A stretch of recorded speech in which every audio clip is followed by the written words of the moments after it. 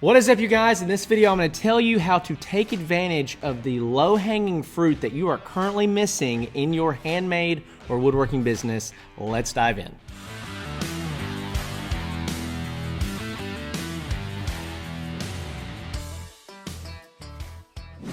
All right, well, as always, welcome back. I'm so grateful for you, for your time and your attention, and I hope that this is benefiting you. If you are finding this video, it's one of the first videos you're finding, be sure to tune in, watch some of the other videos if you're trying to build your woodworking or your handmade business. And if you have been watching for a while, if you'd subscribe on YouTube, leave us a review on the podcast, it would genuinely mean the world. We're trying to gain some influence inside of this space and help people take steps toward their dream of building their handmade or their woodworking business. So it would mean the world to me if you'd take a moment. So with that being said, today I want to talk to you about how to take advantage of the lowest hanging fruit inside of your business that you're probably missing right now. Okay, so there are 4 ways to increase revenue inside of your business. Okay, I'm going to walk you through these 4 ways. Number 1 is you can sell more products, right? Wow, Zach, how revolutionary, right? You can sell more. Number 2 is you can increase your prices. So you sell the exact same amount of what you normally do. You just increase your prices, say 5 or 10%. Well, you have a 5 or 10% revenue increase at the end of the year. Number 3 is to increase the average order value. Okay, so what this means is if your average, order is, let's say $1,000, well, if we could increase our average order value to $1,500, well, we've increased our revenue by 50% for the business, right?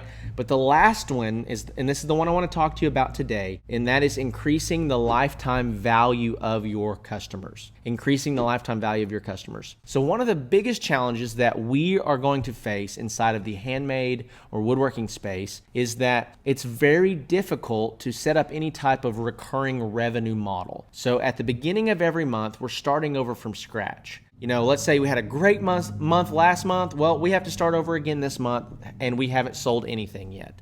And this makes it challenging because we have a business model that doesn't build on top of itself. So if you have a subscription-based business, hopefully, if you signed 10 people up last month, then when you get to this month, you have those 10 subscribers still, or let's say you have 8 of them and you're trying to add 10 more to them. Well, then, so you'll have, let's say 20. Well, then next month you would have 30, and the next month you would have 40. And you have a recurring revenue model that your revenue month over month, it tends to build.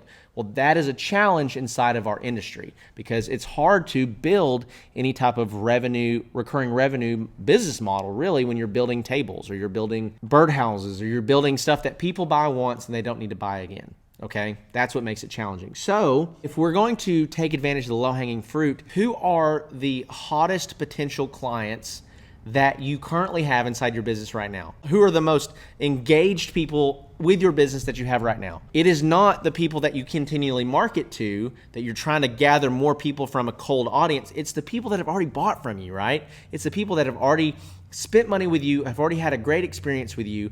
And so if we can figure out how to maximize that relationship and increase the lifetime value of the customer, we're going to see a substantial revenue increase in our business, okay? So how do we increase the lifetime value of the customer? Well, we get them to come back and buy again. If we only offer one thing inside of our business and they buy that one thing, well, they don't need to come back and buy it again. Alex Hormozy, he's an incredible business guy. I follow him a lot. He talks about the stickiness of your product. How sticky is it? Sticky products are like toilet paper. You're going to buy toilet paper every single month, right? It's like your cell phone. It's like your Wi-Fi at your house. It's the stuff that becomes an integral part of your life on a day-to-day basis. Well, that's really challenging in our industry because once somebody buys a table, they don't need to buy a table again. There's nothing that would make them come back and give us money month after month after month. So how do we begin to grow and maximize the lifetime value of the customer? Well, here's how you do it. You do it by expanding product lines. So there's a really great book. This guy that he started an e-commerce company, and what he did was he started with one product, and he took that one product to doing $250,000 a year, okay? Then he added a complementary product onto that product line, okay? And then he added another complementary product onto that product line. So he did this slowly over time to where if you're the table guy, well, now you're not just the table guy, but you're the table and chairs guy. And you're now not just the table and chairs guy, but you're the table, chairs, and benches guy.